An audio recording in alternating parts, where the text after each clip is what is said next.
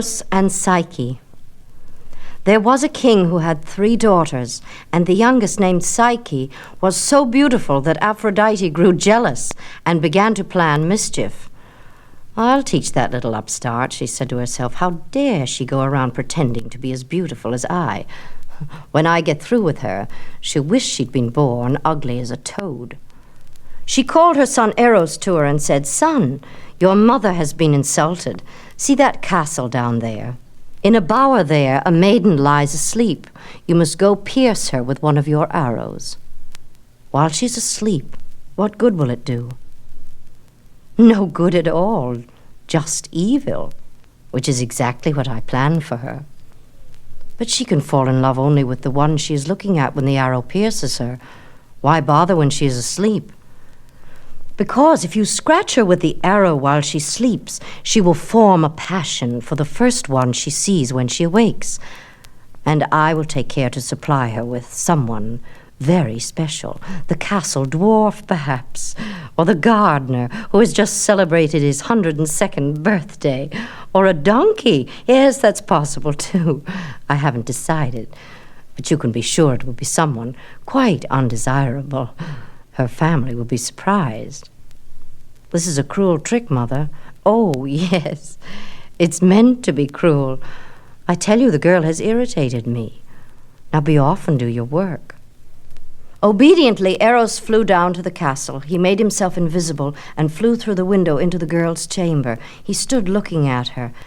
She is very beautiful, he thought. Too beautiful for her own safety, poor girl.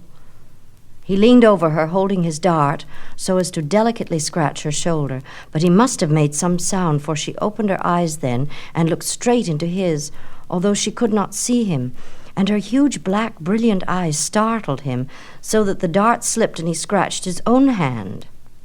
He stood there, feeling the sweet poison spread in his veins, confused, growing dizzy with joy and strangeness. He had spread love, but never felt it, shot others, but never been wounded himself, and he did not know himself this way. The girl closed her eyes and went to sleep again. He stood looking at her. Suddenly she had become the most wonderful, the most curious, the most valuable thing in the world to him, and he knew that he would never let her come to any harm if he could prevent it. He thrust his dart into his quiver and flew back to Olympus. When he told his mother what had happened, she fell into a rage and ordered him out of her sight. She then flung a curse upon Psyche. She cast an invisible hedge of thorns about her so that no suitor could come near. The beautiful young princess became very lonely and very sad. Her father and mother could not understand why no one offered to marry her. Now the gods often quarrel, but Olympus had never seen such a feud as now flared between Aphrodite and her son. "How dare you torment the girl like that?" he said to his mother. "So long as you keep this spell upon her, I will do no business of love. I will shoot no one with my arrows. Your praises will not be sung, and without praise you will dry up and become a vicious old harpy. Farewell." And indeed, Eros refused to shoot his arrows. People stopped falling in love with one another. There was no praise for Aphrodite. Her temples stood empty, her altars unadorned. No marriages were made. No babies born. The world seemed to grow old and dull in a day. Without love, work died. Farmers did not plow their fields. Ships crawled listlessly on the seas. Fishermen scarcely cast their nets. Indeed, there were not many fish to catch, for they had sunk sullenly to the very bottom of the sea. And Aphrodite herself, goddess of love and beauty, found herself wasting in the great parching despair that came off the earth like a desert wind. She called to her son and said, "I see that you must have your way. What is it you wish?" "The girl," he said. "You shall have her. Sharpen your darts now and get back to work, or we shall all run melancholy mad." So Eros filled his quiver with arrows, stood upon a low cloud, and shot as fast as he could, and man and woman awakened to each other again. Fish leaped in the sea, stallions trumpeted in the field. Sounds of the earth holding revel came to the goddess on the mountain, and she smiled. But the parents of Psyche still grieved, for now with all the world celebrating the return of love, and the most unlikely people getting married, still no one asked for their daughter. They went to the oracle, who said, "Psyche is not meant for mortal man. She is to be the bride of him who lives on the mountain and vanquishes both man and god. Take her to the mountain and say farewell." As the king and queen understood this, they thought that their daughter was intended for some monster who would devour her, as so many other princesses had been devoured to appease the mysterious forces of evil. They dressed her in bridal garments and hung her with jewels and led her to the mountain. The whole court followed, mourning as though it were a funeral instead of a wedding. Psyche herself did not weep. She had a strange, dreaming look on her face. She seemed scarcely to know what was going on. She said no word of fear, wept no tear, but kissed her mother and father goodbye and waited on the mountain, standing tall, her white bridal gown blowing about her, her arms full of flowers. The wedding party returned to the castle. The last sound of their voices faded. She stood there listening to a great silence. The wind blew hard, hard. Her hair came loose. The gown whipped about her like a flag. She felt a pressure upon her, and she did not understand. Then a huge, breathy murmur, the wind itself howling in her ears, seemed to say, "Fear not, I am Zephyrus, the west wind, the groom's messenger. I have come to take you home." She listened to the soft howling and believed the words she seemed to hear and was not afraid, even though she felt herself being lifted off the mountain, felt herself sailing through the air like a leaf. She saw her own castle pass beneath her and thought, if they're looking up and see me now, they'll think that I'm a gull. And she was glad that they would not know her. Past low hills, over a large bay beyond forests and fields, and another ring of hills, the wind took her, and now she felt herself coasting down steeps of air, through the failing light, through purple clumps of dusk, toward another castle gleaming like silver on a hilltop. Gently, gently she was set down within the courtyard. It was empty. There were no sentries, no dogs, nothing but shadows, and the moon-pale stones of the castle. She saw no one, but the great doors opened. A carpet unreeled itself and rolled out to her feet. She walked over the carpet through the doors. They closed behind her. A torch burned in the air and floated in front of her. She followed it. It led her through a great hallway into a room. The torch whirled. 3 more torches whirled in to join it, then stuck themselves in the wall and burned there, lighting the room. It was a smaller room, beautifully furnished. She stepped onto the terrace, which looked out over the valley toward the moonlit sea. A table floated into the room and set itself down solidly on its 3 legs. A chair placed itself at the table. Invisible hands began to set the table with dishes of gold and goblets of crystal shells. Food appeared on the plates, and the goblets filled with purple wine. "Why can I not see you?" she cried to the invisible servants. A courteous voice said, "It is so ordered." "And my husband, where is he?" "Journeying far, coming near. I must say no more." She was very hungry after her windy ride. She ate the food and drank the wine. The torch then led her out of the room into another room that was an indoor pool full of fragrant, warm water. She bathed herself. Fleecy towels were offered her, a jeweled comb, and a flask of perfumed oil. She anointed herself, went back to her room, and awaited her husband. Presently she heard a voice in the room, a powerful voice, speaking very softly, so softly that the words were like her own thoughts. "You are Psyche. I am your husband. You are the most beautiful girl in all the world, beautiful enough to make the goddess of love herself grow jealous." She could not see anyone.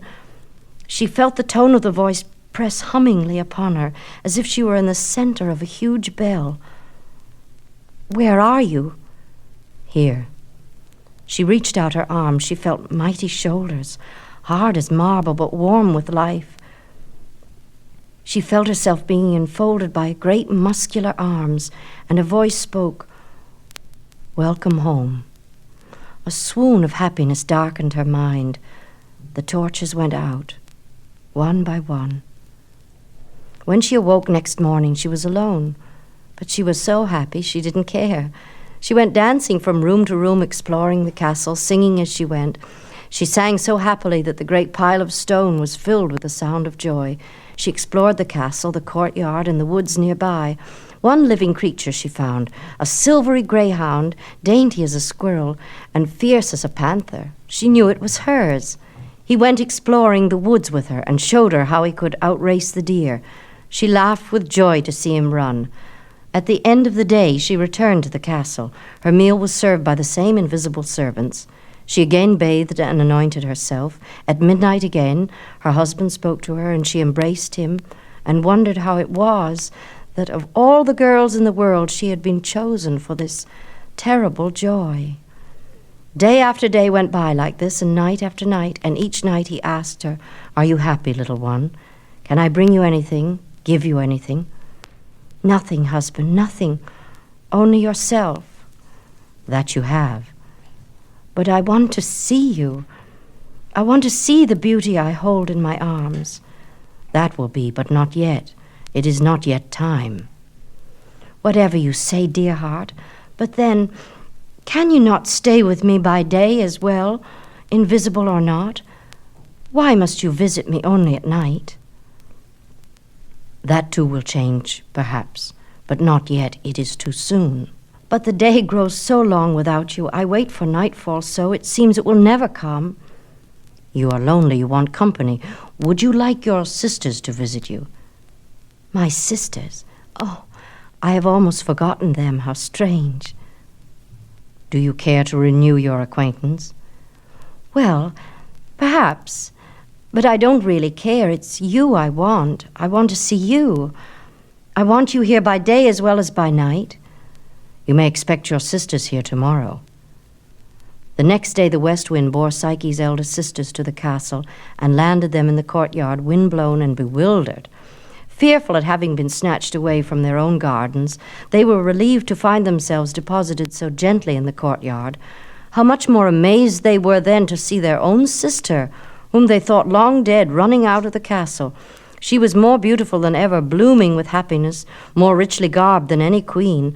She stormed joyously out of the castle, swept them into her arms, embraced and kissed them, and made them greatly welcome. Then she led them into the castle. The invisible servants bathed and anointed them and served them a sumptuous meal, and with every new wonder they saw, with every treasure their sister showed them, they grew more and more jealous. They too had married kings, but little local ones, and this castle made theirs look like dog kennels. They did not eat off golden plates and drink out of jewels. Their servants were the plain old visible kind, and they ate and drank with huge appetites and grew more and more displeased with every bite. "But where is your husband?" said the eldest one. "Why is he not here to welcome us? Perhaps he didn't want us to come." "Oh, he did," cried Psyche. "It was his idea. He sent his servant the west wind for you." "Oh," sniffed the second sister. "It is he we have to thank for being taken by force and hurled through the air. Pretty rough transport." "But so swift," said Psyche. "Do you not like riding the wind? I love it." "Yes, you seem to have changed considerably," said the eldest. "But that's still not telling us where your husband is. It is odd that he should not wish to meet us. Very odd." "Not odd at all," said Psyche. He is rarely here by day. He has things to do." "What sort of things?" "Oh, you know, wars, peace, treaties, hunting. You know the things that men do." "He's often away, then?" "Oh, no, that is, only by day. At night he returns." "Ah, then we will meet him tonight? At dinner, perhaps?" "No, he will not be here.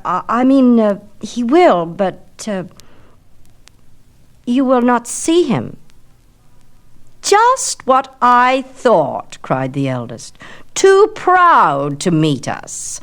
My dear, I think we had better go home." "Yes, indeed," said the second sister. "If your husband is too high and mighty to give us a glimpse of his august self, then we're plainly not wanted here." "Oh, no," said Psyche. "Please listen. You don't understand." "We certainly do not." And poor Psyche, unable to bear her sister's barbed hints, told them how things were. The two sisters sat at the table listening. They were so fascinated they even forgot to eat, which was unusual for them. "Oh, my heavens," cried the eldest. "It's worse than I thought." Much, much worse, said the second. The oracle was right. You have married a monster. Oh, no, no, cried Psyche, not a monster, but the most beautiful creature in the world. Beautiful creatures like to be seen, said the eldest. It is the nature of beauty to be seen. Only ugliness hides itself away. You have married a monster. A monster, said the second. Yes, a monster, dragon, some scaly creature with many heads, perhaps, that devours young maidens once they are fattened. No wonder he feeds you so well. Yes, said the eldest. The better you feed, the better he will later. Poor child, how can we save her? We cannot save her. He's too powerful, this monster. She must save herself. I won't listen to another word, cried Psyche, leaping up. You are wicked, evil-minded shrews, both of you. I'm ashamed of you. Ashamed of myself for listening to you. I never want to see you again, never. She struck a gong. The table was snatched away. A window flew open, and the west wind swept in, curled his arm about the two sisters, swept them out and back to their own homes. Psyche was left alone, frightened, bitterly unhappy, longing for her husband. But there were still many hours till nightfall. All that long, hideous afternoon she brooded about what her sisters had said. The words stuck in her mind like poisoned thorns. They festered in her head, throwing her into a fever of doubt. She knew her husband was good. She knew he was beautiful. But still, why would he not let her see him? What did he do during the day? Other words of her sisters came back to her. How do you know what he does when he's not here? Perhaps he has dozens of castles scattered about the countryside, a princess in each one. Perhaps he visits them all. And then jealousy, more terrible than fear, began to gnaw at her. She was not really afraid that he was a monster, nor was she at all afraid of being devoured. If he did not love her, she wanted to die anyway. But the idea that he might have other brides, other castles, clawed at her and sent her almost mad. She felt that if she could only see him, her doubts would be resolved. As dusk began to fill the room, she took a lamp, trimmed the wick, and poured in the oil. Then she lighted it and put it in a niche of the wall where its light could not be seen. She sat down and awaited her husband. Late that night, when he had fallen asleep, she crept away and took the torch. She tiptoed back to where he slept and held the lamp over him. There in the dim, wavering light, she saw a god sleeping. Eros himself, the archer of love, youngest and most beautiful of the gods. He wore a quiver of silver darts even as he slept. Her heart sang at the sight of his beauty. She leaned over to kiss his face, still holding the lamp, and a drop of hot oil fell on his bare shoulder. He started up and seized the lamp and doused its light. She reached for him, felt him push her away. She heard his voice saying, "Wretched girl, you are not ready to accept love. Yes, I am love itself, and I cannot live where I am not believed. Farewell, Psyche." The voice was gone. She rushed into the courtyard, calling after him, calling, "Husband! Husband!" She heard a dry, cracking sound, and when she looked back, the castle was gone too. The courtyard was gone. Everything was gone. She stood among weeds and brambles. All the good things that had belonged to her vanished with her love. From that night on, she roamed the woods searching, and some say she still searches the woods and the dark places. Some say that Aphrodite turned her into an owl who sees best in the dark and cries, "Who? Who?" Others say she was turned into a bat that haunts old ruins and sees only by night. Others say her husband forgave her finally, that he came back for her and took her up to Olympus, where she helps him with his work of making young love. It is her special task, they say, to undo the talk of the bride's family and the groom's. When mother or sister visit bride or groom and say, "This, that, better look for yourself. Seeing's believing, seeing's believing." Then she calls the west wind, who whips them away, and she herself invisible whispers to them that none but love knows the secret of love, that believing is seeing.